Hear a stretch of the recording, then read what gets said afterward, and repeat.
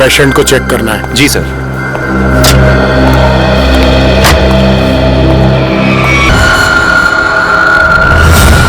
आइए सर, मैंने ही आपको फोन किया था। ये सब हुआ कैसे? समझ में नहीं आ रहा सर, देखते ही देखते पेशेंट को कैसे आग लग गई। प्लीज हटिए आप लोग।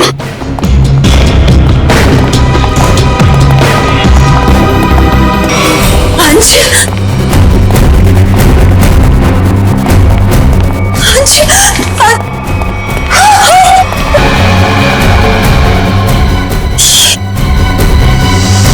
सर, मिस्टर अंश की वाइफ और बेटा। अंश को आग कैसे? देखिए, थोड़े वक्त के लिए आप लोग बाहर कॉरिडोर में इंतजार कीजिए। पंकज प्लीज चलो। बाबा आइए। अंश जी, यहाँ कौन सी बीमारी का इलाज कराने के लिए एडमिट हुए थे? अच्छा ये बताओ कि डॉक्टर साहब के इस कमरे में आने से पहले कोई और भी आया था इस कमरे में? हाँ सर, दो लोग आए हुए थे। एक कमरे की साफ सफाई करने वाला और दूसरा बिस्तर की चादर बदलने वाली। ये अंश कुमार, इस अंश कुमार की कुंडली निकालनी होगी। जहां तक मुझे याद आता है कि बहुत सारे काले कारनामों में शामिल था। आपको क्या लगता है आग किस वजह से लगी? मेरी बात छोड़ो सचिन, तुम बताओ, तुम लोगों को क्या लगता है भाई? सर अगर हमें पता होता तो हम आपको क्यों बुलाते? देखा तारिका, इन लोगों ने तो हाथ खड़े कर दिए। अरे बेदुमन तो कहता था तुम लोग सुपर टॉप है। सर हम तो सिर्फ तहकीकात कर सकते हैं, अंदाजा लगा सकते हैं, लेकिन इस साइंस के मास्टर तो आप ही हैं ना। तो ठीक है, अंदाजा क्या लगाते हो वो अंदाजा ही बता दो यार। सर हमें ऐसा लगता है कि ये चिंगारी लगाने वाला कोई इंसान नहीं बल्कि कोई वस्तु, कोई चीज है। हो सकता है, देखते हैं।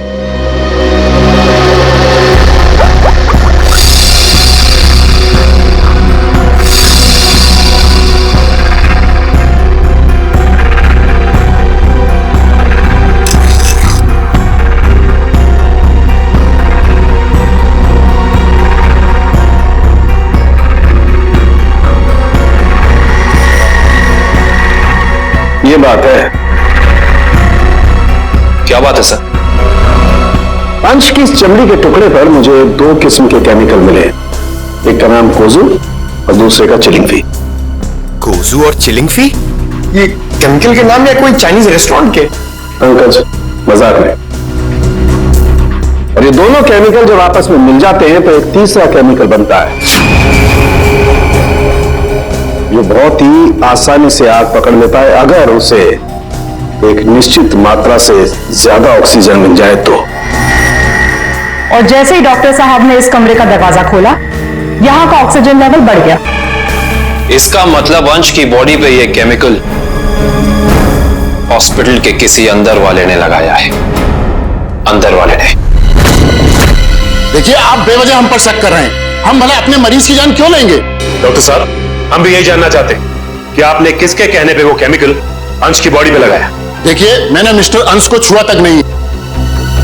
मैं तो एक एक दवाइयां उनके बॉडीगार्ड के सामने देता था। अगर आपने नहीं छुआ तो किसने किया है? किसने स्पंज बाथ दिया उसे? देखिए, मिस्टर अंश यहाँ पर फूड पॉइजनिंग के इलाज के लिए आए थे, तो स्पंज बाथ देने का तो सवाल ही नहीं उठता। मैं कह रहा हूं ना कि हम में से किसी ने भी उनकी बॉडी के ऊपर कोई केमिकल नहीं लगाया। अच्छा, तो आप ये कहना चाहते हैं कि डॉक्टर सालुंके गलत कह रहे हैं? जी नहीं, मैं ये बिल्कुल नहीं कह रहा हूं। मैं सिर्फ इतना कह रहा हूं कि मैंने या मेरे किसी भी स्टाफ ने उनकी बॉडी के ऊपर कोई केमिकल नहीं लगाया है। दो लोग आए हुए थे। एक कमरे की साफ सफाई करने वाला और दूसरा बिस्तर की चादर बदलने वाली। माय गॉड, कहीं वो केमिकल उस चादर पे तो नहीं लगा हुआ था जो अंश के कमरे में बिछी हुई थी? डॉक्टर साहब, ये सारी बेडशीट कहां रखी जाती? देखिए सर, यहाँ पर सारे रूम नंबर्स लिखे हुए हैं और उस कमरे के रूम के अनुसार वहाँ की बेडशीट और बाकी का सामान रखा हुआ है। सर, ये अंश के रूम का लॉकर है।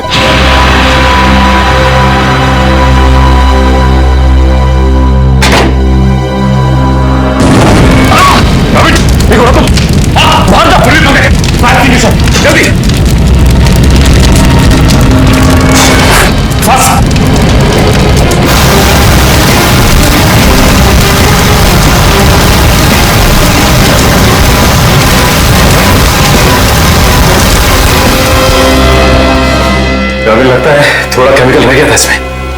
सही कह रहे हो सचिन, अब तो इस लॉकर को बाहर निकालना ही पड़ेगा। आप लोग प्लीज थोड़ा पीछे रहिए।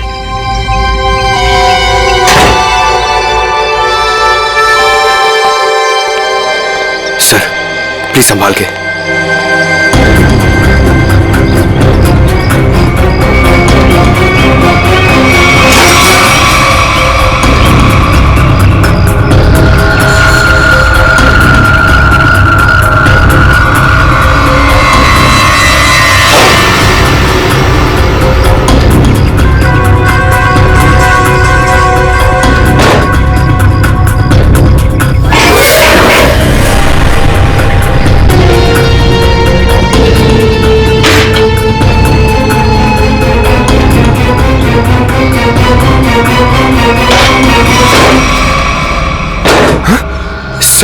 ये क्या, आपकी बार तो आग ही नहीं लगी? क्या बोल रहे? आग सिर्फ उसमें लगी। ये देखो, सिर्फ ये बैग जला है, बाकी सारी की सारी चीजें बिल्कुल वैसी हैं। सर इसका मतलब केमिकल इस बैग में होगा और बेडशीट इसी बैग में लाई होगी। हाँ पंकज, एग्जैक्टली ऐसा ही हुआ है। डॉक्टर साहब, ये वही लेडी है ना जिन्होंने अंश के कमरे में वो चादर बिछाई थी? जी सर, शीला। मैंने कुछ नहीं किया सर। मैं इन केमिकल्स के बारे में जानती तक नहीं हूँ। ज्यादा भोली मत बनो। अंश के कमरे की चादर तुमने ही बदली थी ना? बदली थी, मगर क्या? एक औरत ने मुझे 50,000 रुपए दिए थे और कहा था अंश साहब के कमरे में ये चादर बदल देना। उसने आपको पैसे दिए और आपने पैसे ले लिए? एक बार भी नहीं सोचा कि इसके पीछे उसका मकसद क्या है? मुझे क्या पता था साहब, कोई ऐसे तरीके निकालेगा किसी का खून करने के लिए। उसका चेहरा पहचानती हो? स्केच बनवा सकती हो उसका? नहीं, उसने अपना चेहरा दुपट्टे से ढक रखा था। चेहरा ढका था, लेकिन कुछ तो याद होगा, कुछ तो देखा होगा। हाँ, उसके दाहिने हाथ पर एक काला सा निशान था, यहाँ पर।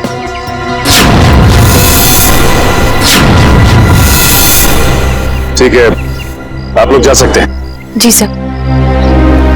अंश को फूड पॉइजनिंग हुई उसके घर पे, जिसके बाद वो हॉस्पिटल में एडमिट हुआ। और कमाल की बात है कि हॉस्पिटल में आने के बाद वो जल के मर गया। कुछ तो गड़बड़ है।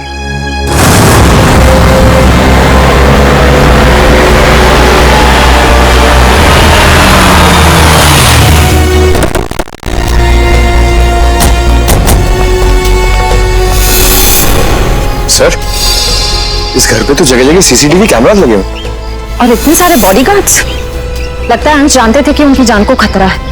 राइट श्रेया, कोई ना कोई बात तो जरूर थी, वरना इतनी ज्यादा सिक्योरिटी कोई मामूली इंसान नहीं रखता। किससे मिला है आपको? अब अंदर जा सकते हैं? Thank you.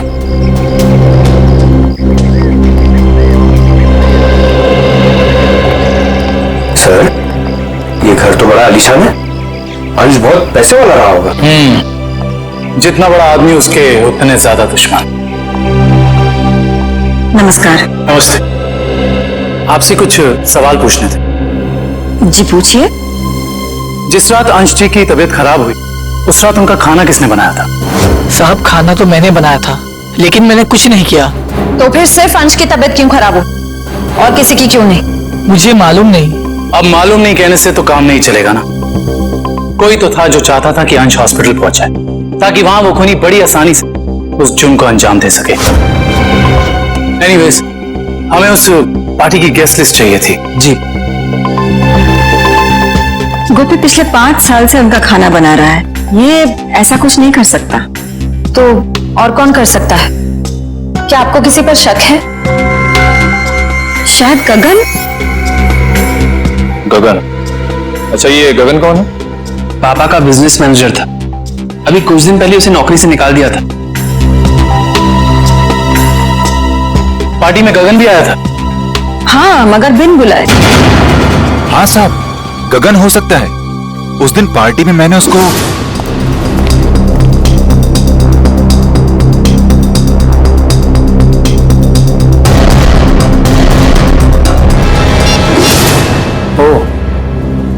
तो अंश गगन पे चिल्ला रहे थे। हाँ साहब, पर म्यूजिक की आवाज बहुत तेज थी। मैं समझ नहीं पाया कि साहब गगन को क्यों डांट रहे थे। मगर अंश ने गगन को नौकरी से क्यों निकाला था पता नहीं, मगर जरूर कोई बड़ी बात रही होगी जो उन्होंने अपने 10 साल पुराने एम्प्लॉय को एक ही झटके में काम से बाहर निकाल दिया। गगन को नौकरी से क्यों निकाल दिया था, इसका जवाब ढूंढना होगा। क्या अंशी की मौत हो गई है? जी हाँ, और हमें शक है कि उनकी मौत में आपके पति गगन का हाथ है। ये क्या कह रहे हैं आप? गगन अपनी जान दे सकते हैं पर वो किसी की जान लेने की कभी सोच भी नहीं सकते। सोचा नहीं बल्कि कर दिया। बहुत ही लंबी चौड़ी प्लानिंग के साथ गगन ने अंश को हॉस्पिटल में ही जला दिया। आपको कुछ गलतफहमी हुई है, गगन ऐसे नहीं है। वो ऐसा नहीं है तो कैसा है, वो तो उनसे मिलने के बाद ही पता चलेगा। वो कब तक वापस लौटेंगे? मुझे नहीं पता। मैंने पुलिस स्टेशन में उनके गुमशुदा होने की रिपोर्ट भी लिखवाई है। कल से वो गायब है। बुरा मत मानिएगा मैडम, लेकिन मुजरिम अक्सर खून करके ऐसे ही फरार हो जाते हैं। बार बार उनको मुजरिम कह करके उनका अपमान मत करिए। अगर उनको जुर्म करना ही होता तो वो अंश जी की बात मान करके अंकित को मार ना देते। एक मिनट, क्या कहा आपने? अंश जी ने गगन को अपने बेटे अंकित का खून करने का काम सौंपा था, पर गगन ने साफ इनकार कर दिया और इसी वजह से उन्होंने गगन को नौकरी से निकाल दिया। ओह, तो इस वजह से गगन को नौकरी से निकाल दिया गया। और कोई बाप अपने बेटे को मरवाना क्यों चाहेगा? सर नहीं सर, ऐसा नहीं हो सकता। आप प्लीज कह दीजिए झूठ है। मेरे पापा मुझे मारने की प्लानिंग कभी कर ही नहीं सकते। हम जानते हैं ये बात आप लोगों के लिए काफी धक्का पहुंचाने वाली है। गगन की पत्नी झूठ बोल रही है। अपने पति को बचाने के लिए कुछ भी मन गढ़ंत कहानी बना रही है वो। अंश जैसा पिता अपने इकलौते बेटे को मारने की कैसे सोच सकता है?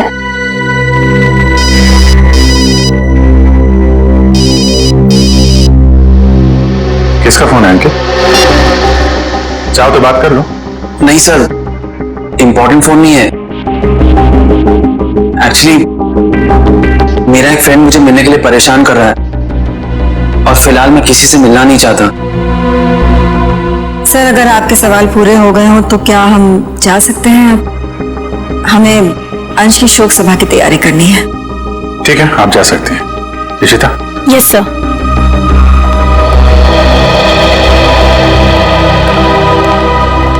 सर जब जब अंकित का फोन बज रहा था तब उसका रवैया कुछ अजीब सा नहीं हो रहा? लग तो रहा था कुछ छुपा रहा है। नजर रखो इस पे।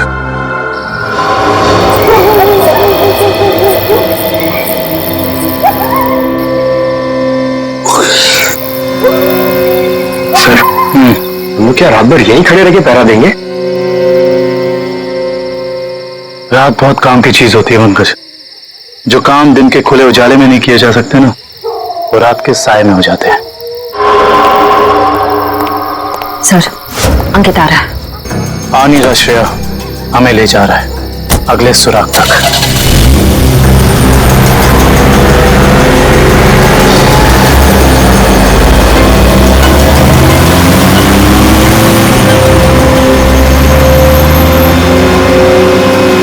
Let's go.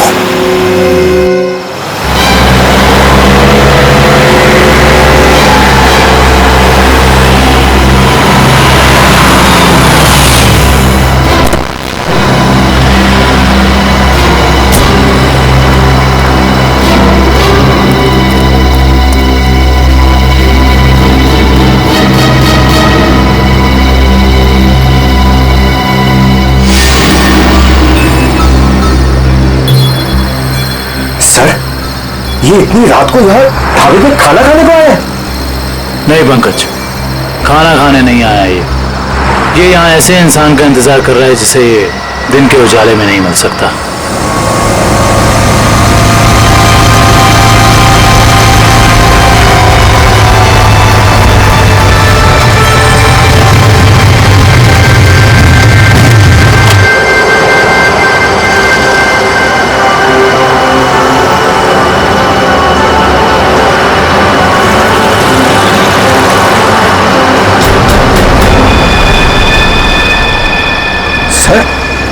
मैंने तो सोचा ये लड़का होगा, ये तो लड़की निकली।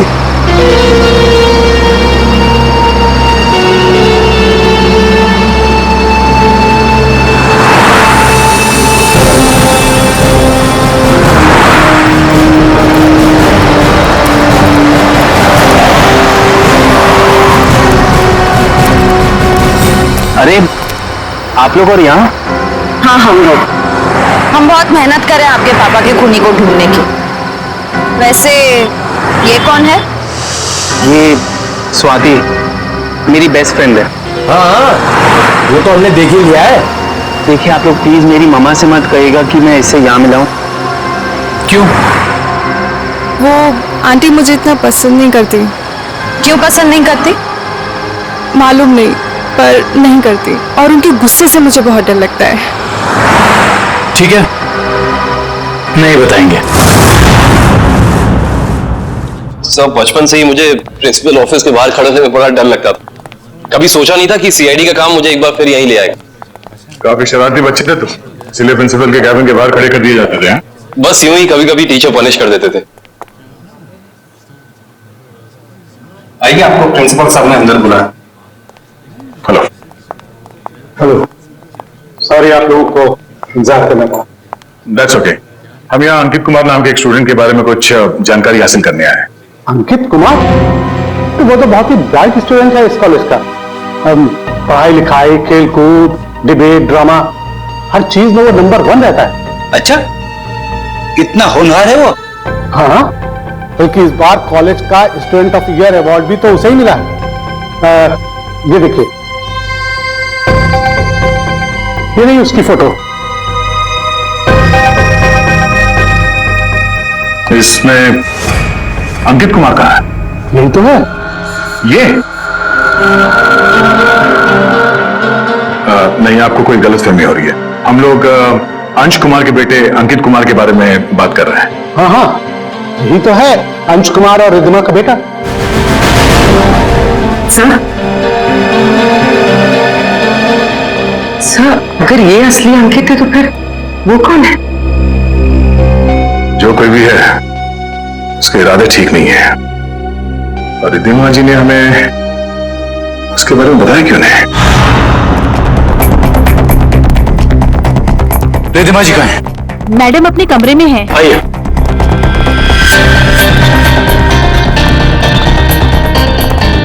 मैडम सीआईडी वाले आए हुए हैं।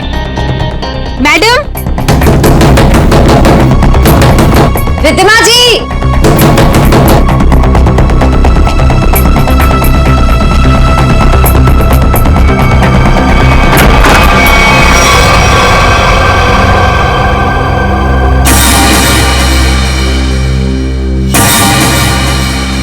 सर, कमरे में तो कोई नहीं है।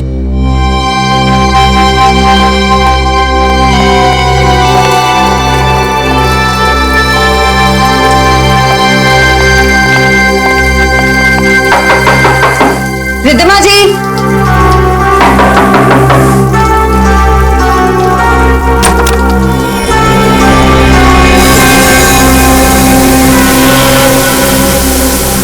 सर, यहां भी कोई नहीं है। सर ये देखिए, सर यहाँ पे खून भी लगा हुआ है।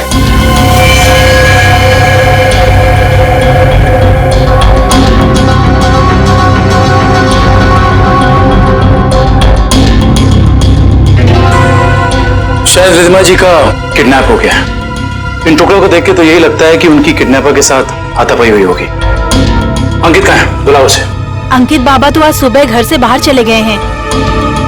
निखिल, अंकित को फोन लगाओ। इस कमरे में इतना कुछ हो गया और किसी को भनक तक नहीं लगी। फायदा क्या घर में इतनी सिक्योरिटी का? अच्छा ये बताओ कि खिड़की के पीछे की तरफ भी कैमरा लगा है ना? जी सर। मुझे उसकी फुटेज देखनी है।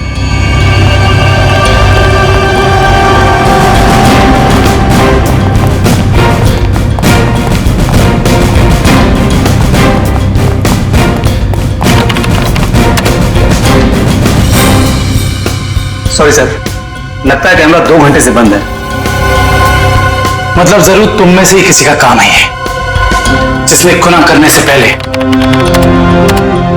कैमरा बंद कर दिया। सर हम ऐसा क्यों करेंगे? कोई बाहर वाला यहाँ आके कैमरा बंद नहीं कर सकता। ये किसी अंदर वाले का काम है, समझे तुम? सर, अंकित का फोन बंद आ रहा है। कहीं सबके पीछे अंकित का हाथ तो नहीं है? तो तुम हो राज, अंश और रिधिमा जी के असली बेटे। जी सर, मुझे तो अब तक यकीन नहीं कि पापा इस दुनिया में नहीं रहे। रब्बी ने तो मुझे इस बारे में कुछ बताया तक नहीं। लेकिन रिधिमा जी ने ये बात छुपाई क्यों तुमसे? उसी वजह से जिस कारण से उन्होंने मुझे दुनिया से छुपाकर रखा और अंकित को अपना बेटा बना लिया। लेकिन ऐसी भी क्या वजह थी जिसने एक माँ बाप को अपने बेटे से दूर कर दिया? सर, आप तो सीआईडी वाले, आपसे तो कुछ बात छिप नहीं सकती। अपने खानदानी बिजनेस को आगे बढ़ाने के लिए मेरे पापा ने कुछ गैर कानूनी काम किए हैं। जी हाँ, जैसे रिश्वत देना, करप्शन को बढ़ावा देना, गैर कानूनी बिल्डिंग्स बनवाना और कभी कभी गैंगस्टर्स की मदद करना। सर, मुझे यह कहते हुए बहुत शर्मिंदगी है कि मेरे पापा इस देश के अच्छे नागरिक नहीं बन सके और वो बहुत ही अच्छे पिता थे।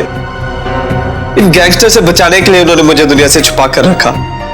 तो तुम्हारी सुरक्षा के लिए उन्होंने तुम्हें खुद से दूर कर दिया और गोद ले लिया अंकित को, ताकि कभी कोई तुम्हारे परिवार को नुकसान पहुंचाता तो निशाने पे अंकित होता, तुम नहीं। एग्जैक्टली। और जब ये बात अंकित को पता चली, उसका रवैया कुछ उखड़ सा गया। उसने मम्मी पापा की इज्जत करना बंद कर दिया। पिछले कुछ दिनों से तो वो पापा को ब्लैकमेल कर रहा था कि अगर उसे प्रॉपर्टी का आधा हिस्सा नहीं मिला तो वो ये राज पूरी दुनिया को बता देगा। सर हो सकता है शायद इसी वजह से अंश ने अंकित को मारने के लिए गगन से कहा। हाँ सर, हो सकता है कि गगन की वाइफ सच कह रही हो सकता है। और ये भी हो सकता है कि रिधिमा जी की किडनैपिंग में उनके गोद लिए हुए बेटे अंकित का ही हाथ हो। सर, प्लीज मेरी मम्मी को बचा लीजिए। मैं पहले ही अपने पापा को खो चुका हूं, मम्मी को नहीं खोना चाहता।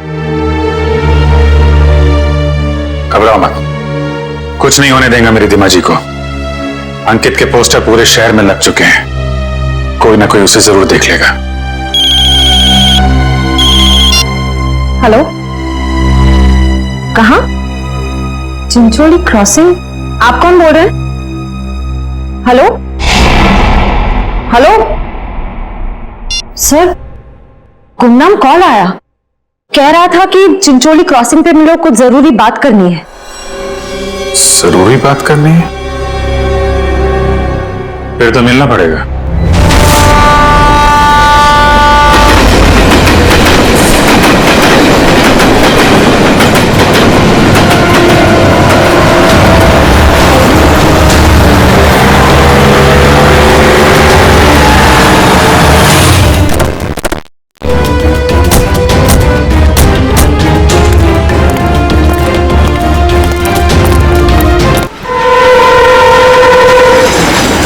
क्या बताना चाहते थे?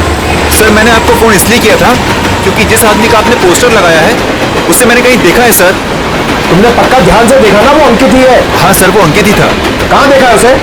सर, अगर मैं आप लोगों को बताऊंगा तो कहीं मैं मुसीबत में न पड़ जाऊं सर। देखो, तुम्हें कुछ नहीं होगा। तुम बताओ, तुमने कहाँ देखा था अंकित को? सर, मैंने उसे हसनपुरा की चौल में देखा था सर। हसनपुरा चौल?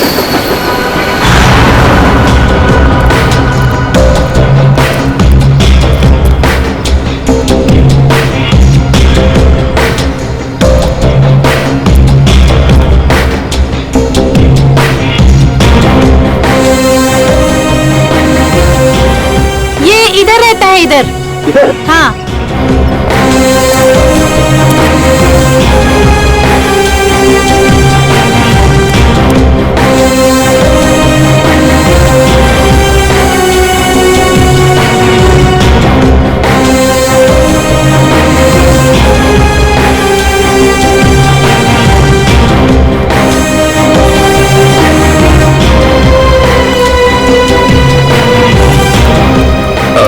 आपने इसे कहीं देखा है? हाँ, उस तरफ रहता है। Thank you. पता चल गया, अंकित उस घर में आता जाता था। चल चल चल चल चल। बहुत मुश्किल हुई सर, लेकिन मैंने पता कर लिया है, अंकित इसी घर में आता जाता था, ये घर में। पंकज, हम सबको पता है। आओ।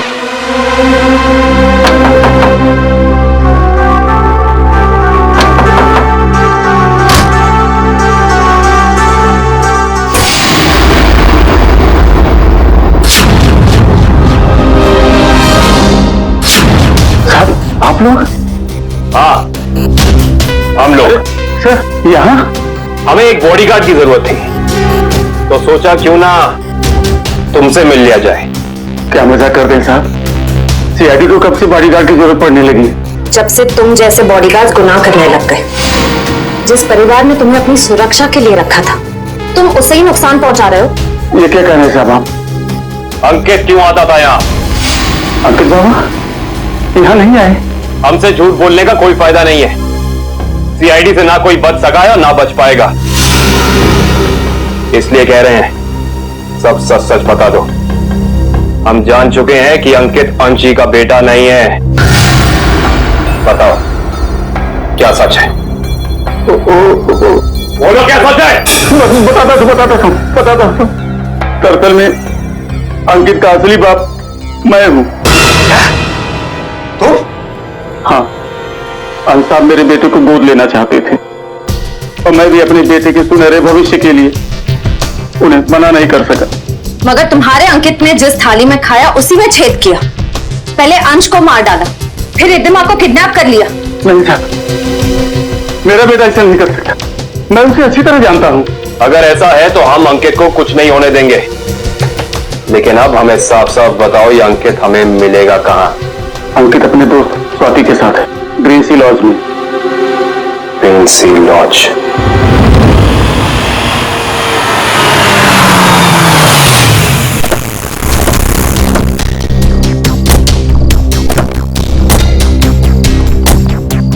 सर, ये अंकित की गाड़ी है, अंदर चल के चेक करते हैं।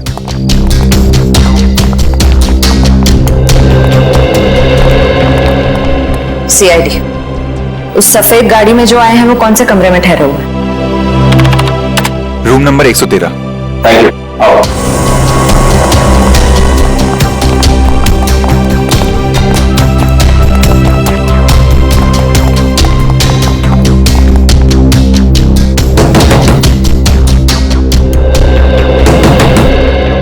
कौन है?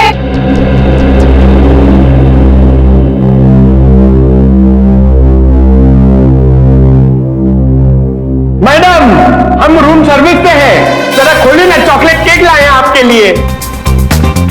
मगर हमने तो केक नहीं मंगवाया। मैडम वो क्या है ना, हमारे होटल का 5वीं सालगिरह है, इसीलिए हम सबको चॉकलेट केक खिला रहे हैं। आप भी खाइए ना प्लीज। सीआईडी,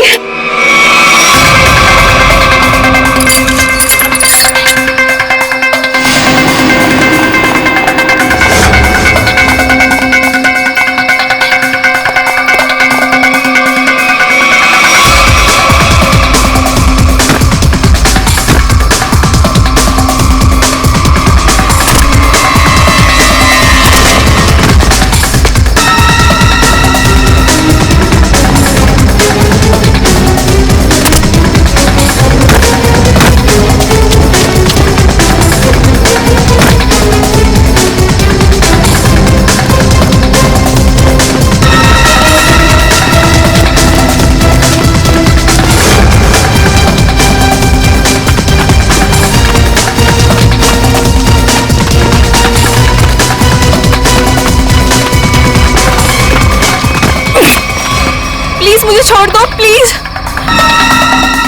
तुम वही हॉस्पिटल वाली लड़की हो? प्लीज मुझे जाने दो, मैंने कुछ नहीं किया। सीआईडी की आदत नहीं है मुजरिमों को जाने देने की।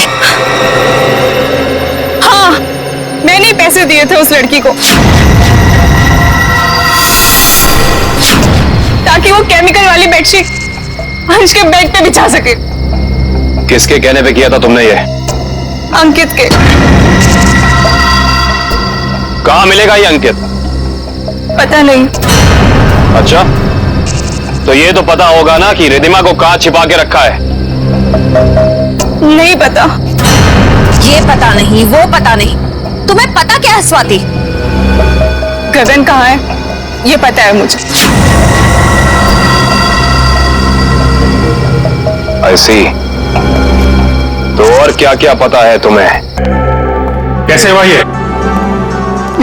मुझे जानबूझ के नहीं मारा सर, मैं सिर्फ अपने आप को बचाना चाहता था। ये गगन सही कह रहा है, अगर हमने अपने बचाव के लिए इसे नहीं मारा होता तो ये हम दोनों को मार देता। हम समझ सकते हैं। श्रेया, इनके स्टेटमेंट रिकॉर्ड कर लो। आप लोग जाइए प्लीज इनके साथ में। चलिए।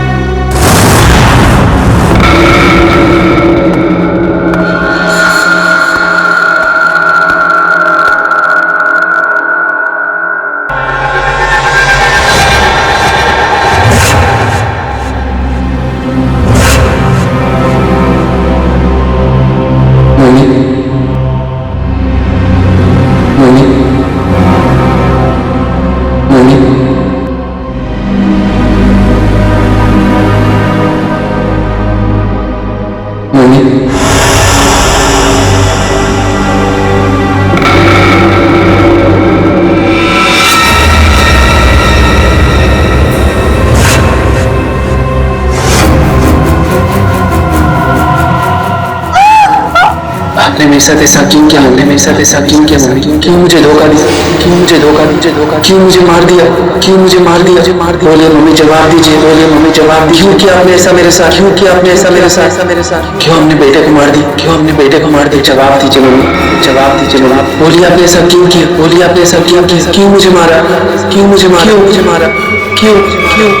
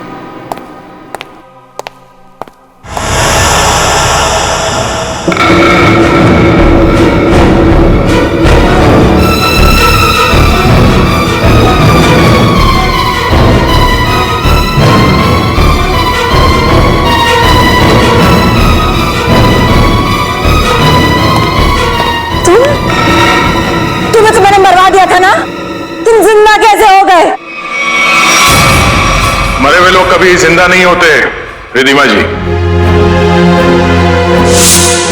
ये सब तो सीआईडी का प्लान होता है गुनहगार से उसका जुर्म कबूल कराने का। अंकित तो कोई मरा ही नहीं था। इतना बड़ा धोखा मेरे साथ। मैं धोखा तो तुमने दिया। मैंने जो कुछ भी किया अपने बेटे के लिए किया है। राज, तुम्हारे पापा तुम्हें अपने गैर कानूनी बिजनेस में शामिल करना चाहते थे, लेकिन मैंने तुम्हें हमेशा गुनाहों के इस साए से दूर रखना चाहा। माँ, मैंने कभी सपने में भी नहीं सोचा था तुम भी पापा की तरह इस तरह गुनाहों के दलदल में धंसी हुई हो। और इसीलिए इन्होंने पापा को मारने के लिए मेरी मदद ली थी और प्रॉपर्टी में 25% शेयर देने का वादा भी किया था। इस प्लान में तुम दोनों मिले हुए हो, इसके बारे में तुम्हारी दोस्त स्वाति ने हमें पहले ही बता दिया था। उस पार्टी के दिन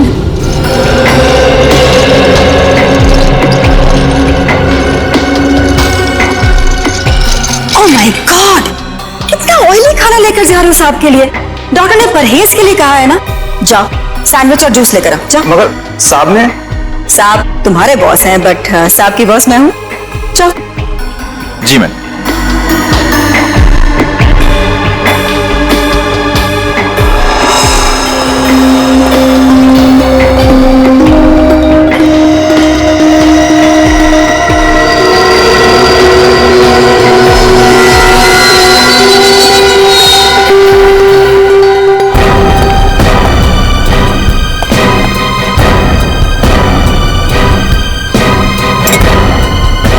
गुड, तुम जाओ, मैं साहब को खाना खिला दूंगी। जी मैम। मैं कभी सोच भी नहीं सकता था कि आप ऐसा करेंगे। खुद गुनाह किया और मुझे फंसा दिया। तो और क्या करती? तुम्हें पता चल गया था कि अंकित अंश को मारना चाहता है, इसीलिए मैंने आखिरी वक्त पर सारी बाजी पलट दी। और उस पलटी बाजी में मेरी भी बलि चढ़ा दी थी।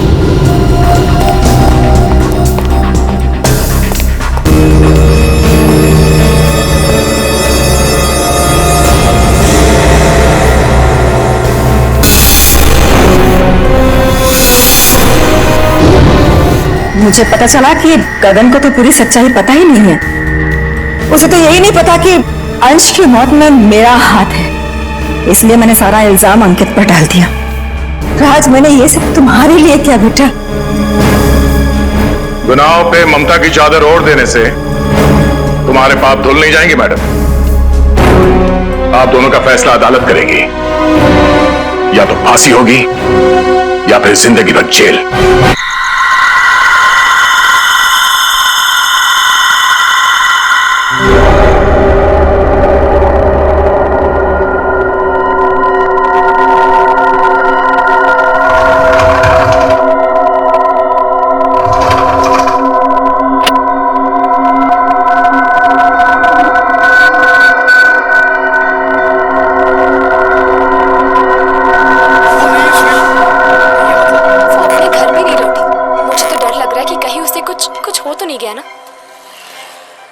सना का एक दोस्त भी गायब हो गया यामिनी। हो सकता है इन दोनों की गायब होने की वजह एक ही हो। हर्ष, ये तो वही लड़का है जो सना के साथ था। ऐसी क्या जरूरी बात थी कि तू रात तक नहीं रुक सकता था? मैं जानता हूँ सुनील, तुझे मेरी बात पे यकीन नहीं आएगा। ये घबराए हुए लग रहा है। कुछ हो तो नहीं गया? कल रात को सना को राहुल पर जब वो वहां पर गई तो गाउन था, फर्श पर खून पड़ा था। क्या बकवास कर रहा है? मैं सच कह रहा हूँ सुनील, इसलिए कल रात को उसे अपने घर पे जाने नहीं करना। इसीलिए सना के घर पे ताला लगा हुआ है। ये सना का भी ना दिमाग खराब हो गया। वो है कहाँ पर अभी? वो नहीं है सुनील। ये मतलब सना गायब हो गई। गायब हो गई मतलब? देख, साफ साफ बता, हुआ क्या? कल रात मेरे घर एक बस आई थी, सना को लेकर।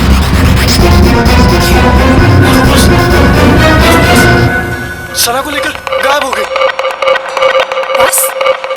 ये लोग किस बस के बारे में बात कर रहे हैं? तुम्हें खजान मिल गया था।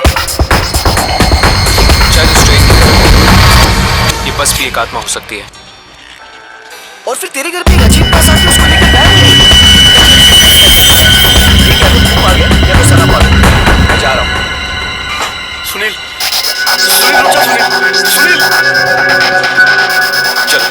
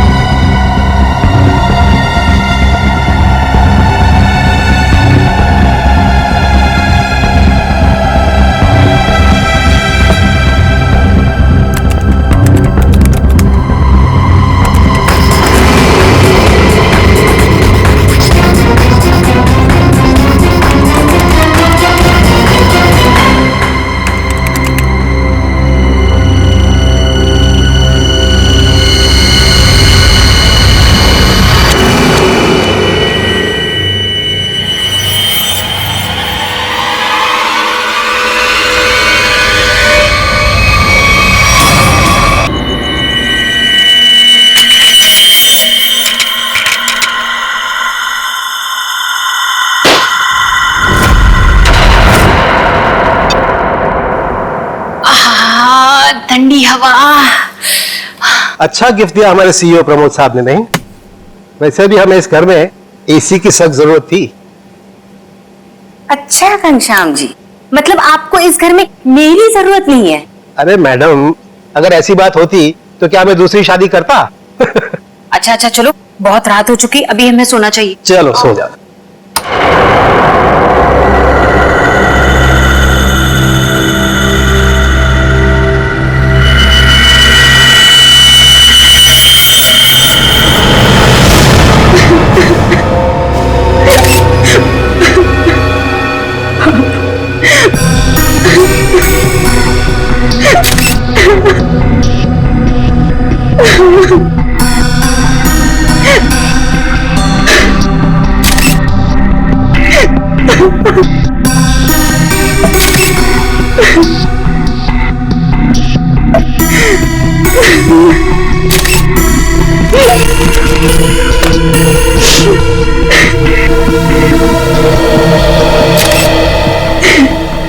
सर, आवाज तो ऐसी आ रही थी जैसे उनका कोई गला दबा रहा हो, सांस लेने में तकलीफ हो रही हो।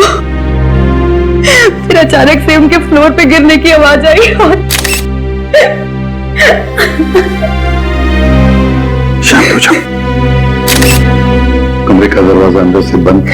हाँ सर, दरवाजा तो आपके आने के बाद खुला। समझ में नहीं आ रहा है, खिड़की पर ग्रिल है, दरवाजा अंदर से बंद था, अंदर कोई था नहीं। ऊपर से ये फ्लैट 13 फ्लोर पे है सर, तो इसलिए बाहर से चढ़ के अंदर आना थोड़ा मुश्किल लगता है।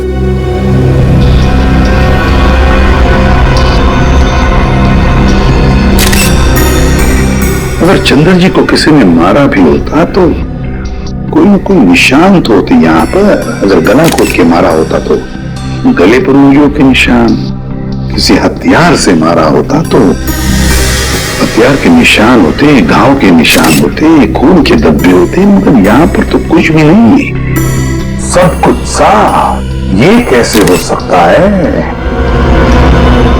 सर, शायद इन्हें किसी दवा का रिएक्शन हुआ।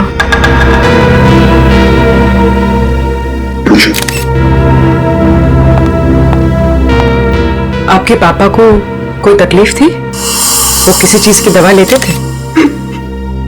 हाँ, वो सिर्फ ब्लड प्रेशर की दवाई लेते थे।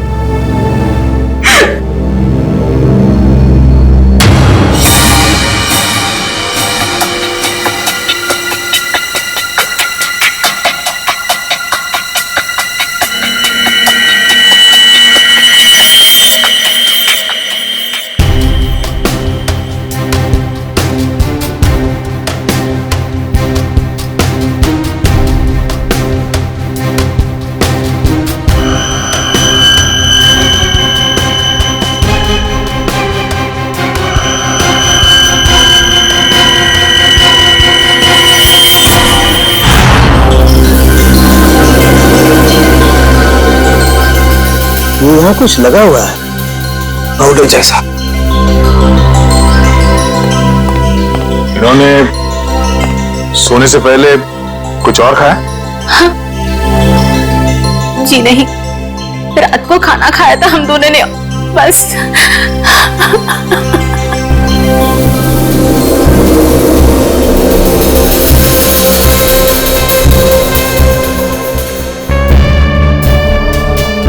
ये पाउडर जैसी चीज है क्या, ये अभी पता लगाते हैं।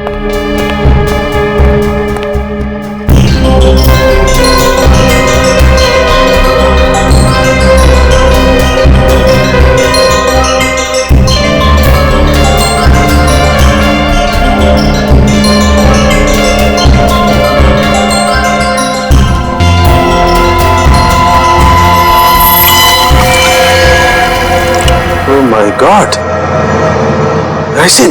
राइसिन? हाँ, राइसिन बहुत ही खतरनाक जहर है, जरा सा छुआ और आदमी गया काम से। इसका एक्शन टाइम? गया बस चाय की चुस्की जितना, कुछ ही पलों में अंदर जाता है, चोक कर देता है बॉडी को और इंटरनल ब्लीडिंग शुरू हो जाती है। जहर यहाँ आया कैसे? सर, ये खिड़की के पास से कुछ मिला सर। क्या देखूं जरा?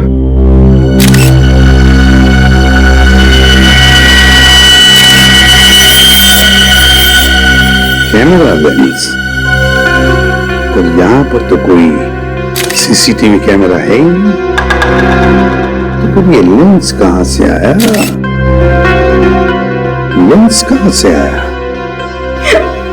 पता नहीं सर, पापा लेकर आए होंगे।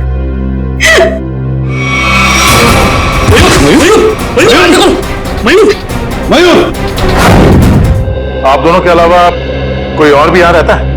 जी नहीं, हम दोनों ही रहते हैं। इंदु जी, जब आप दोनों सो रहे थे उस वक्त खिड़कियां बंद थी या खुली हुई थी? हमने इस घर में नया एसी लगवाया है, इसलिए सारी खिड़कियां और दरवाजे बंद किए थे। मैडम, आप दोनों के सिवा घर में कोई नहीं था। घर की खिड़कियां दरवाजे सब बंद थे। मतलब बाहर से कोई तीसरा आदमी अंदर आ नहीं सकता था। और आपके पति की मौत एक बहुत ही तेज जहर से किया गया है, और वो जहर सिर्फ आपके पति को दिया गया है, आपको नहीं। हा? आप कहना क्या चाहते हैं कि मैंने अपने पति को मारा है? मैडम, अपने गुस्से को काबू में रखिए। ये हमारा काम है कि हम इस केस के हर पहलू को देखें। सर, कहीं इस नए एसी का कनेक्शन इस केस से तो नहीं है? हो सकता है उसकी हवा से। नहीं फ्रेडी, ऐसा नहीं हो सकता, क्योंकि अगर ऐसा होता तो पति पत्नी दोनों पर उस जहर का असर था। ये जहर रायसन घर में आया कैसे? मिस्टर घनश्याम को ये जहर दिया कैसे गया?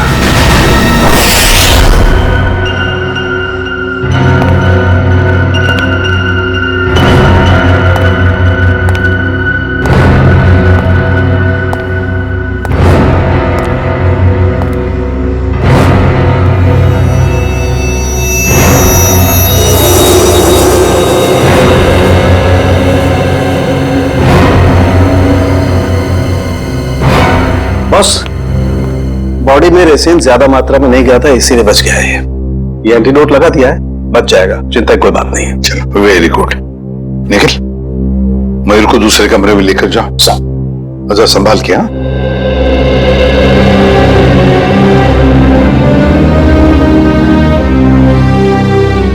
आराम से आराम से।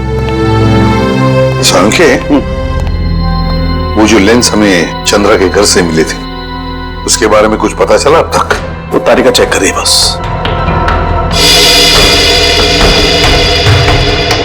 एक ही तरीके से दो खून, घनश्याम और चंद्रा, एक ही तरीके से, और वो भी राइसिन पॉइजन से। राइसिन से। पर सर, इन दोनों विक्टिम्स को राइसिन पाउडर दिया किसने होगा? वही तो, वो तो हम पता लगा ही लेंगे पूर्वी, मगर पता नहीं क्यों मुझे ऐसे लग रहा है कि दोनों के बीच में कोई ना कोई संबंध जरूर है। कोई ना कोई संबंध जरूर है। सर, हाँ इशिता। सर, घनश्याम और चंद्रा एक ही कंपनी के लिए काम करते थे, जी गिज्मो इलेक्ट्रॉनिक स्टोर। मैंने कहा ना, कोई ना कोई कनेक्शन तो जरूर है इस घनश्याम और चंद्रा में। दोनों एक ही कंपनी के लिए काम करते थे, जी गिज्मो इलेक्ट्रॉनिक स्टोर। हेलो,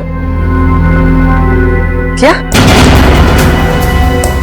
ठीक, ओके। सर, कल्याण में एक और मौत हुई है, एक औरत की। मंजू नाम है उसका। कैसे? सर, गला घोटने से, और वो रूम में अकेली थी। मंजू की मौत गला घोटने से हुई, लेकिन वो कमरे में अकेली ही थी। अकेली थी। राइसिन, इस राइसिन पॉइजन की गुत्थी तो अब वहीं पर सुलझेगी, जी गिज्मो स्टोर।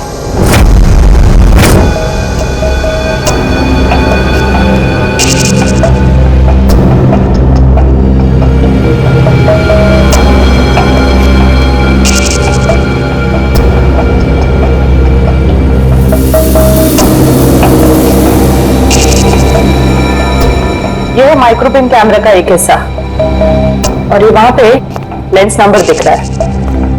जरा जूम करो तारिका, जूम करो इसे। हाँ।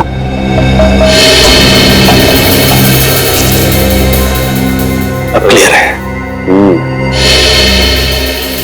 एक मिनट, ACT 129098। और एक मिनट, ये देखो सचिन, ये जो तुम्हें व्हाइट डार्क स्पॉट दिखाई दे रहे हैं, ये दरअसल राइसिन के क्रिस्टल्स हैं। तो इसका मतलब सर, वो कैमरा उस डिवाइस पे लगाया गया था जिस पे राइसिन लोड किया गया। बिल्कुल। अब ये पता करना है सर कि वो है क्या। वो कौन सी ऐसी चीज है जो आसानी से खिड़की के अंदर घुस जाती है और ऊंची से ऊंची जगह चली जाती है। एक काम करो, पता करो कि ये कैमरा कौन कौन सी कंपनी बनाती है। ACT 129098।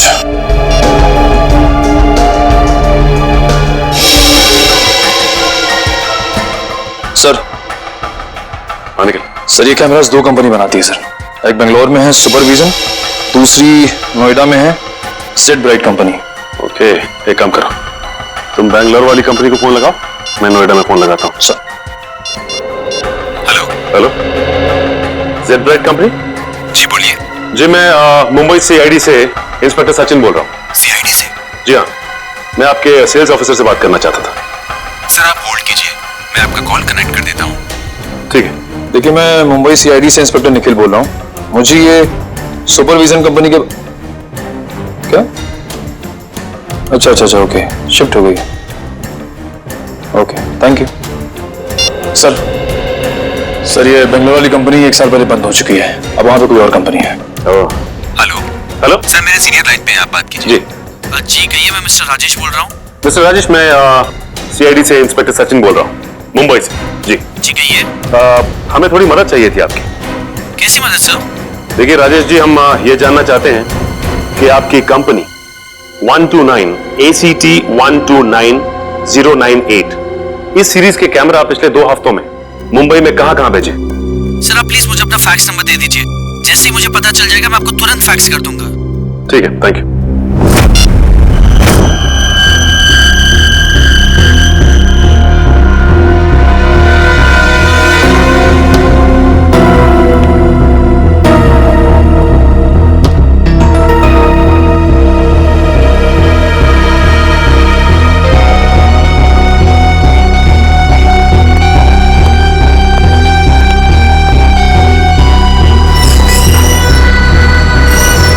सर आखिर ये तो बताइए कि बात क्या है? देखिए, कल रात शहर में 3 खून हो गए हैं और जिन 3 लोगों का खून हुआ है वो तीनों आपके स्टोर के रिटायर्ड एम्प्लॉय थे। क्या? किन किन का मर्डर हुआ है सर? घनश्याम, चंद्रा और मैडम मंजू। सर, मुझे आपको कुछ बताना है। जी बोलिए। सर, जिन 3 लोगों के नाम आप ले रहे हैं वो तीनों ही कल हमारे स्टोर में शॉपिंग के लिए आए थे और कुछ फ्री वाउचर से कुछ शॉपिंग भी की थी। Special gift voucher? सर, हमारे पुराने CEO मिस्टर प्रमोद ने कुछ 6 लोगों को फ्री शॉपिंग वाउचर्स दिए थे, जिनमें से एक उन्होंने खुद भी रखा था और सबने कल शाम को अपनी पसंद के कुछ गैजेट्स खरीदे थे। और बाकी तो? सर, मिस्टर गौतम और मिस्टर आशीष। सर पूरे स्टोर में राइसन का नामो निशान भी नहीं है। सर ये कुछ वाउचर्स मिले। इन्हीं फ्री वाउचर्स की बात कर रही थी आप? सर, मैं इन्हीं वाउचर्स की बात कर रही थी। ओके। आशीष, गौतम और प्रमोद, इन तीनों की जान खतरे में है।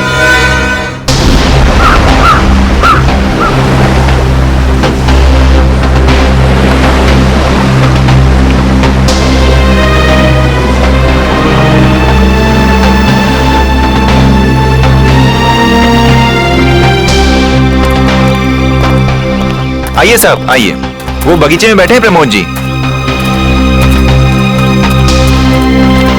जरा रुकिए। साहेब उठिए साहेब, वो CID वाले मिलने आए हैं आपसे। साहेब उठिए साहेब, साहेब साहेब। साहिब को क्या हो गया साहब? एक मिनट पीछे हटिए। वैसा ही थी से ये देखो नाक में राइसिन पाउडर। क्या हुआ साहब को सर? एक बात बताओ, कौन आया था इनसे मिलने? कोई नहीं आया था साहब। घर में आने का और कोई रास्ता है? नहीं साहब, बस एक ही रास्ता है साहब, वो जिससे हम लोग आए हैं।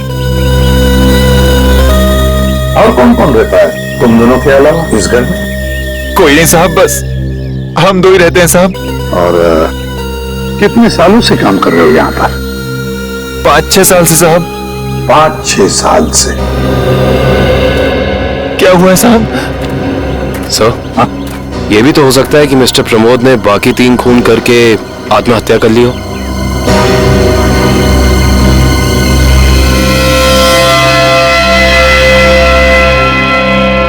ये वही नया खून है जो तुम्हारे सेठ ने लाया था?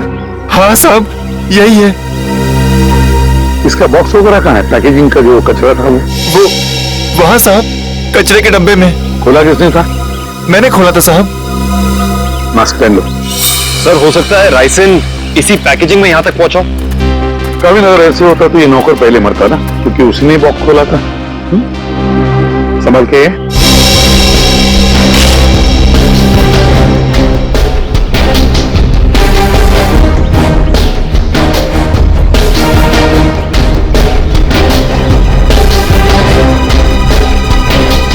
सर, यहाँ तो जरा सा भी राइसन नहीं मिला, तो फिर राइसन यहाँ आया कैसे?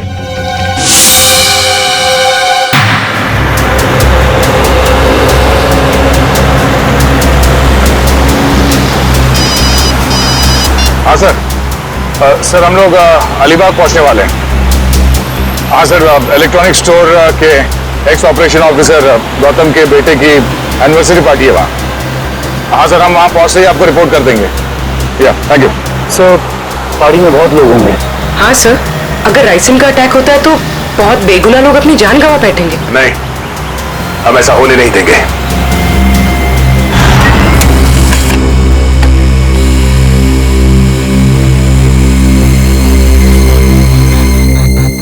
तीन जगह भेजा है।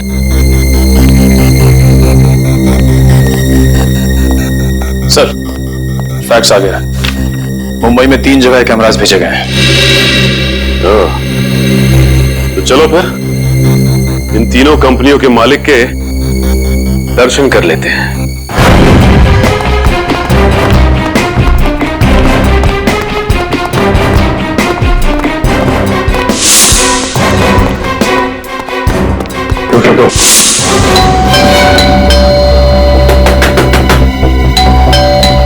मिस्टर आशीष, सर, कहीं हमें आने में देर तो नहीं हो गई? आशीष,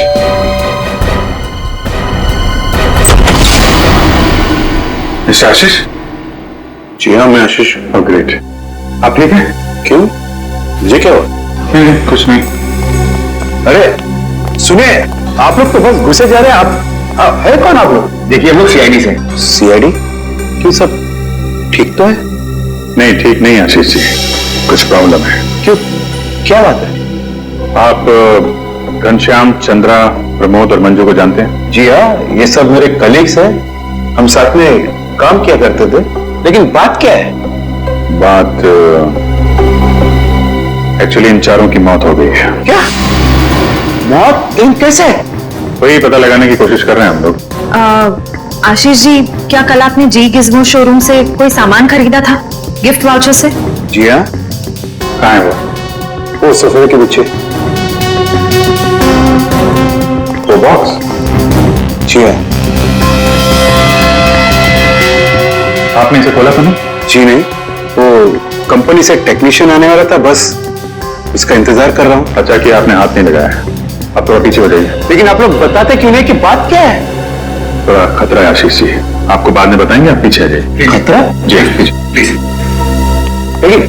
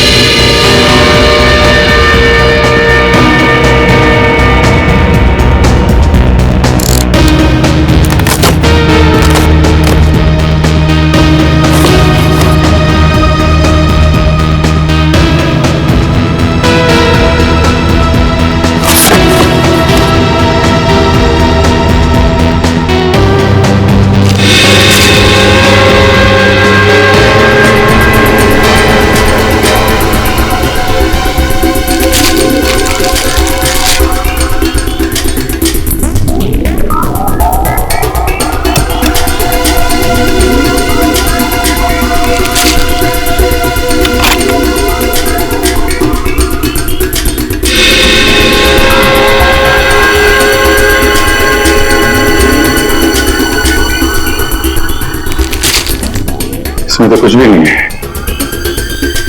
वो जानलेवा पाउडर राइसिन गिफ्ट बॉक्स में नहीं आया तो फिर लोगों के पास पहुंचा कैसे?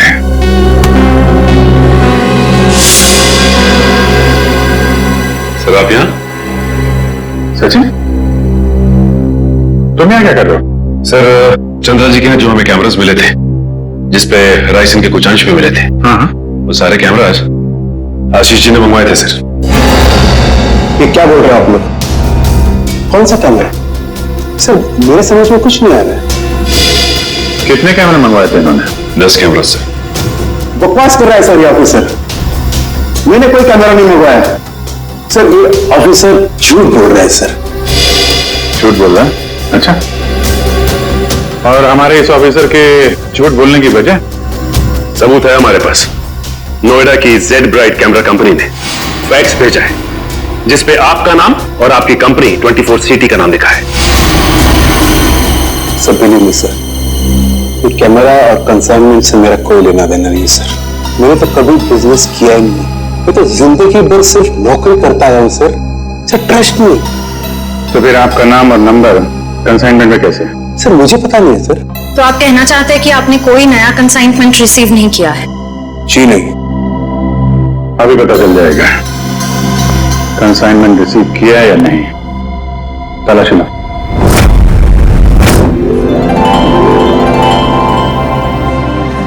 चलिए भाई आइए, केक काटेंगे। Please come. आओ। अनिल यही तो हूँ। काटे केक? बिल्कुल बिल्कुल काटिए। यस। अरे रुको भी।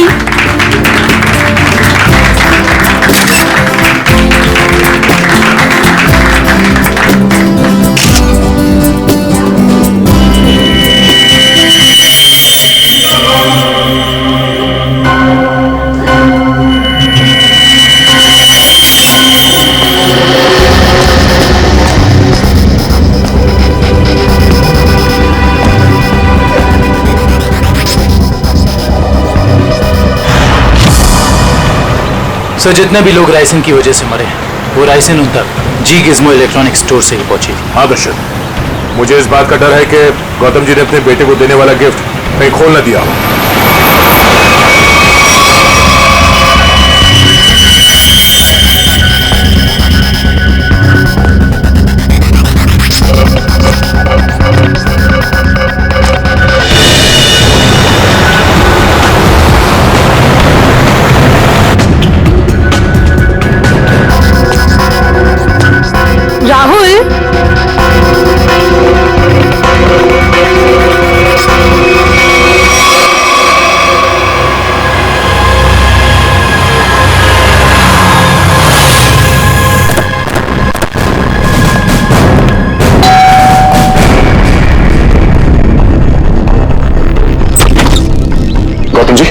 देखिए हम लोग सीआईडी से हैं, मामला थोड़ा सीरियस है। क्या हुआ सर? आपने जी गिज़्मो से जो इलेक्ट्रॉनिक सामान खरीदा था, हम उसके सिलसिले में आए। जी गिज़्मो?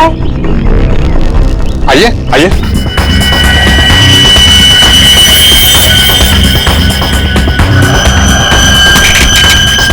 राहुल क्या कर रहे हो?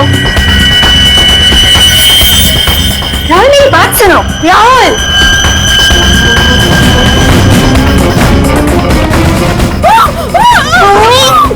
इस तरफ से आवाज आई है। यहाँ से?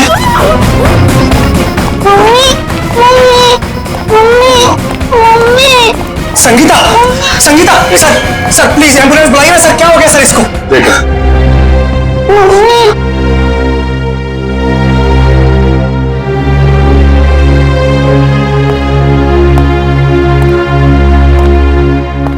आप लोग जरा बाहर जाइए और हाँ किसी भी चीज को हाथ मत लगाना प्लीज प्लीज। चलिए। सब पल्स नहीं है।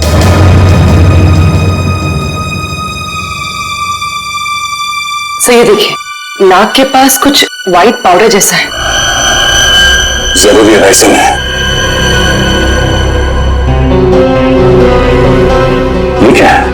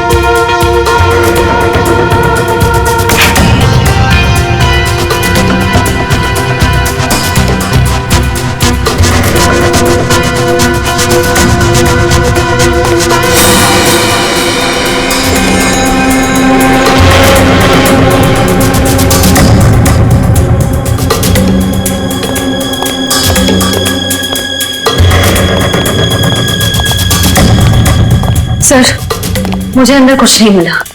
मुझे भी कुछ नहीं मिला सर। सर कैमरास नहीं मिले सर, लेकिन किचन के कोने में ये पड़ा हुआ है सर। सफेद पाउडर? कहीं ये राइसिन तो नहीं? हाँ सर, लगता तो ऐसा ही है। मिस्टर आशीष, ये राइसिन पाउडर आपके यहाँ क्या कर रहा है? ये राइसिन? ये राइसिन क्या है? क्या सर राइसिन? सर अब राइसिन क्या है ये भी नहीं मालूम है। सर ये क्या हो रहा है सर? ये सब मैंने नहीं किया है सर। कोई मुझे फंसाने की कोशिश कर रहा है सर। बाकी के कैमरे कहाँ हैं जो आपने खरीदे थे? प्लीज सर, मुझे कुछ नहीं मालूम, मैं बेकसूर हूँ सर। ये कैमरा, राइसिन, मैं कुछ नहीं जानता sir. I am just innocent sir. Sir इनको कुछ याद नहीं आ रहा है, इनकी याददाश्त थोड़ा कमजोर हो गई है।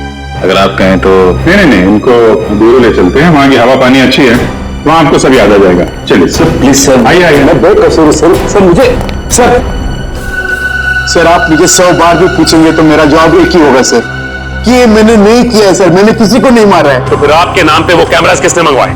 और वो राइसन वो आपके यहाँ कहां से आया? मैं सच कह रहा हूँ सर, मुझे नहीं मालूम। मुझे कोई फंसाने की कोशिश कर रहा है सर। कौन फंसा रहा है आपको? कौन फंसाएगा आपको? हाँ? सर मुझे अगर मालूम होता तो मैं पहले ही बता देता था ना आपको। देखिए आप झूठ बोल रहे हैं। 5-5 लोगों का खून करने के बाद ये मासूम बनने का नाटक मत कीजिए, समझे? मैंने कुछ नहीं किया है, मैं बेकसूर हूं सर। मुझे जाने दीजिए सर प्लीज।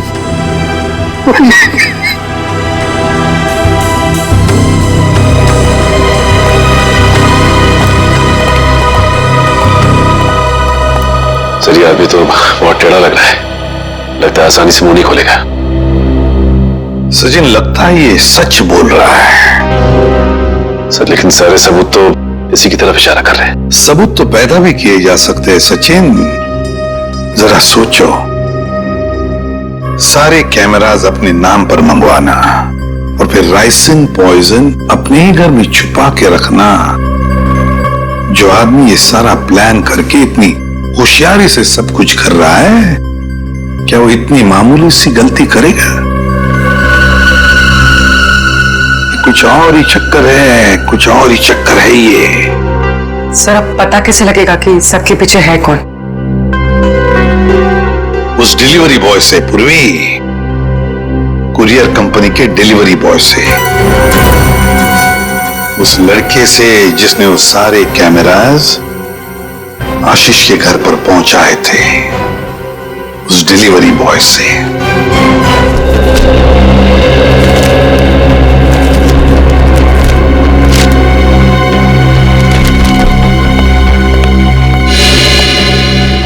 मिल गया सर। डिलीवरी नंबर है MUM 169127188K16। इसकी डिलीवरी हुई थी? यस सर, ये पैकेट जिस दिन हमें मिला था डिलीवरी उसी दिन हुई थी। इसका रिकॉर्ड है हमारे पास। किसने की थी delivery? Delivery boys Piyush. Piyush? जरा बुलाओ उसे। पीयूष जरा बाहर आओ।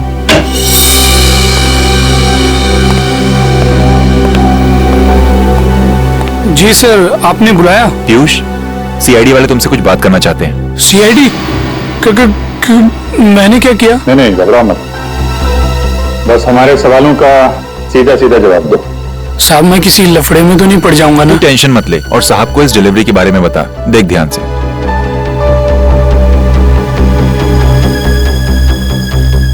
डिलीवरी किया ना साहब? किसको की थी? साहब जिसका नाम है उसी को किया ना। सवारा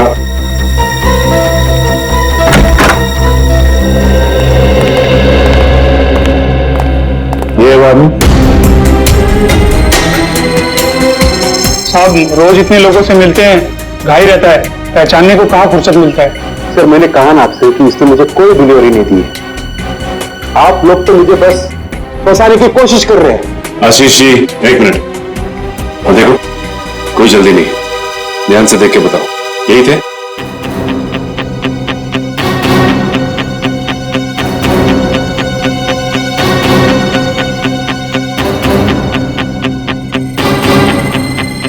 लगता तो यही है सर। झूठ बोल रहा है सर वो।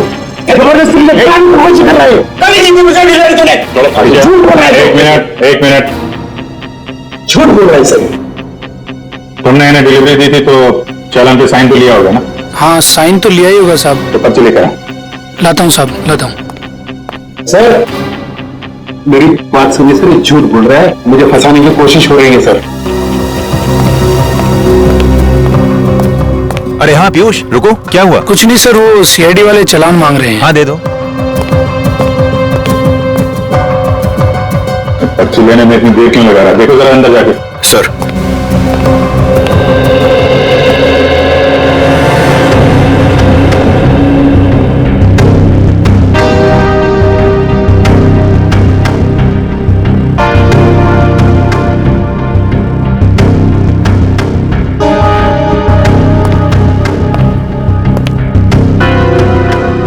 सर वो भाग गया। भाग गया?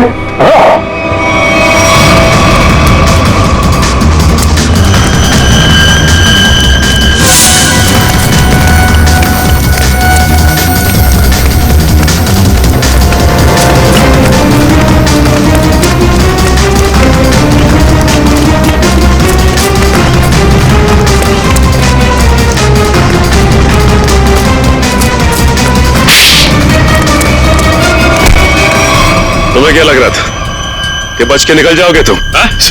सर मैंने कुछ नहीं किया सर। आई समझ सर, मैं झूठ नहीं बोल रहा। तो भाग क्यों रहा था? सर मैं आप लोगों को देख के डर गया था सर। ठीक है, वो डिलीवरी तुमने किसको दी थी? सर मैं बताता हूँ सर।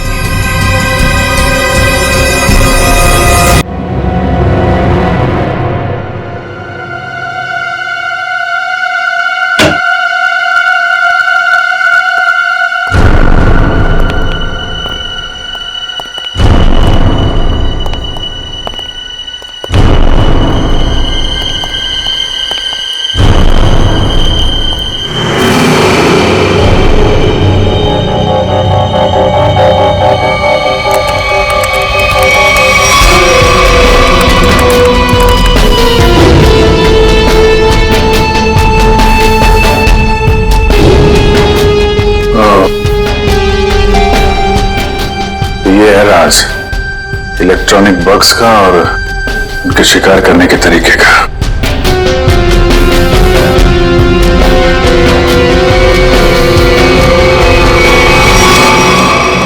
अरे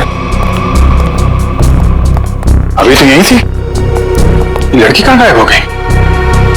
यहीं कहीं छुपी होगी, ढूंढो।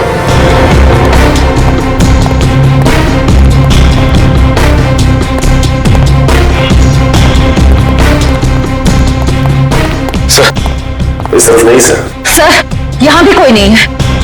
यहाँ हूं मैं।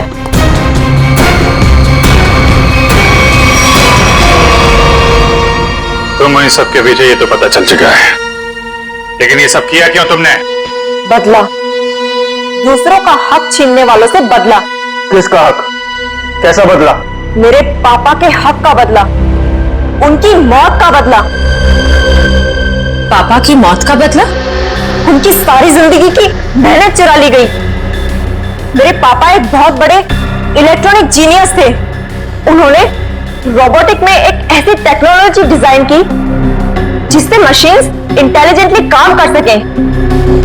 लेकिन आशीष ने मेरे पापा के रिसर्च के पेपर्स और सारे डिजाइन चोरी कर लिए और फिर उन्हें अपने नाम पे रजिस्टर करवा लिया और बाद में वॉशिंग मशीन्स और बाकी इलेक्ट्रॉनिक गैजेट्स पे उनको फिट करवा के नाम, पैसा और इज्जत कमाने लगा। तुम्हारी दुश्मनी मिस्टर आशीष से थी, तो बाकी सबको तुमने क्यों मारा? उन्होंने तुम्हारा क्या बिगाड़ा था? ये सब एक ही गैंग के मेंबर हैं। इन सब ने मिलके मेरे पापा को कंपनी से निकलवाया, खुद तो बहुत पैसा कमाया और मेरे पापा वो तो बेरोजगार हो गए, नौकरी चली गई उनकी। वो ये सदमा बर्दाश्त नहीं कर पाए, डिप्रेशन में चले गए और फिर उनकी मौत हो गई। मैंने पहले तो मिस्टर प्रमोद की सिग्नेचर्स की प्रैक्टिस की और फिर मैंने फ्री वाउचर्स पे उनके साइन किए और फिर मैंने उन 6 लोगों के सामान में बग डाल दी। तुम्हारे साथ जो कुछ हुआ वो गलत था, लेकिन तुमने जो कुछ किया वो भी गलत है। तुम्हें अपने आप को कानून के हवाले करना पड़ेगा। नहीं, बिल्कुल नहीं। जब तक मैं गौतम और आशीष को उनके पापा की सजा न दिलवा दूं, तब तक मैं कानून तो क्या, अपने आप को किसी के हवाले नहीं करने वाली। आप लोग घबराइए मत, मैंने आप सबके मनोरंजन का भी बहुत खास इंतजाम किया है। देखना नहीं चाहेंगे?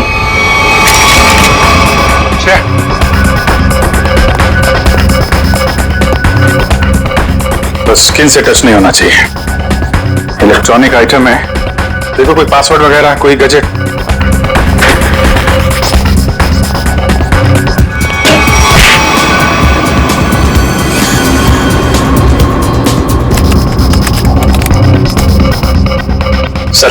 सर इससे गैजेट्स बंद नहीं हो रहे हैं। सर गोली मार देता हूँ। नहीं, गोली मत चलाना।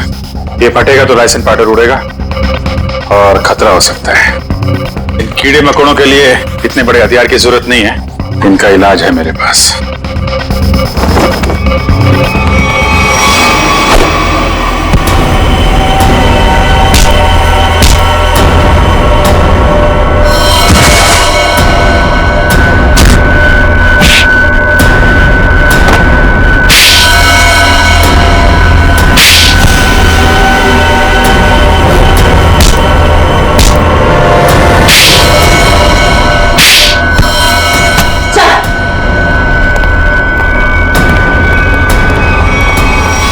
जुर्म का रास्ता हमेशा जेल की कोठरी में खत्म होता है रश्मि।